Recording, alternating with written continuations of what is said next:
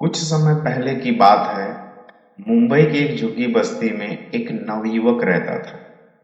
और जैसा कि सभी का एक सपना होता है कि बड़ा होकर कुछ बनना है, कुछ करना है, उसका भी था।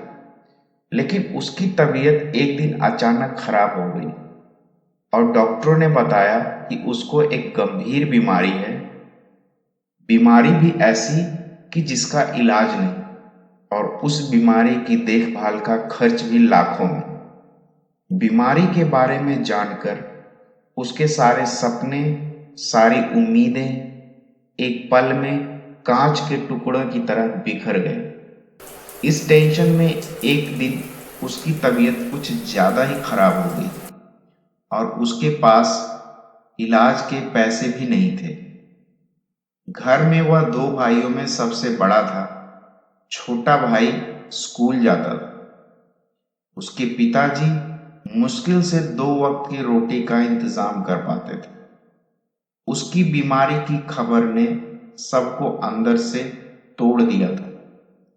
उस नवयुवक की तबीयत दिन पर दिन और खराब होती जा रही थी। कुछ दिनों बाद वह बिस्तर से भी उठने के लायक नहीं रहा। चेक उसके घर में करीब 8 दिनों तक पड़ा रहा और वह भगवान से अपनी मृत्यु की प्रार्थना करता रहा। अब उस नवयुवक के सामने जिंदगी में एक बहुत बड़ा प्रश्न था कि वह सरवाइव कैसे करेगा।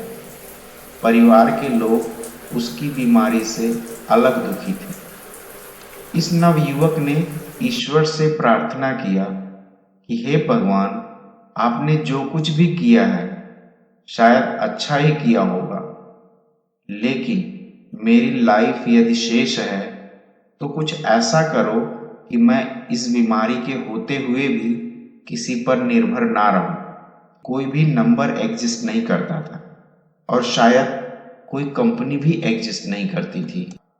यही प्रार्थना वह रोज कर रहा था और इलाज के बिना उसकी तबीयत खराब होती जा रही थी।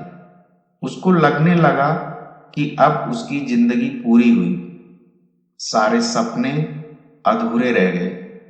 लेकिन एक दिन उसकी नजर अखबार के एक छोटे से विज्ञापन पर पड़ी, जिसमें लिखा था, यदि आपको मेडिकल के लिए फाइनेंशियल हेल्प की आवश्यकता है तो इस एड्रेस पर अपने डॉक्यूमेंट भेजें।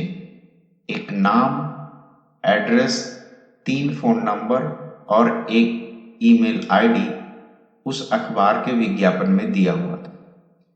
उस नवयुवक को लगा शायद यहां से कुछ मदद मिल जाए। उसने उस पर ज्यादा सोचा नहीं और अपना डॉक्यूमेंट भेज दिया। 2 हफ्ते बाद उसके नाम से एक उतने अमाउंट का चेक आता है जितना उसको अपने इलाज के लिए चाहिए था। लेकिन डॉक्यूमेंट वाली बात उसके दिमाग से निकल गई थी। उसने उस चेक को अकाउंट में नहीं डाला। उसे लगा यह किसी और का चेक है जो गलती से उसके पास आ गया है, और यदि उसने इस पैसे का यूज कर लिया और कोई अचानक आकर उस पैसे को मांगने लगा तो वह कहां से देगा। उसको मरना पसंद था, परंतु किसी का पैसा यूज करना नहीं। चेक उसके घर में करीब 8 दिनों तक पड़ा रहा और वह भगवान से अपनी मृत्यु की प्रार्थना करता रहा। तभी एक दिन अचानक उसको वो डॉक्यूमेंट वाली बात याद आ गई और उसने उस चेक को अपने अकाउंट में डिपॉजिट कर दिया। 2 दिन बाद उसके अकाउंट में पैसे आ गए। उसने अपना इलाज कराया और कुछ दिनों में वह काफी ठीक भी हो गया और चलने फिरने लगा।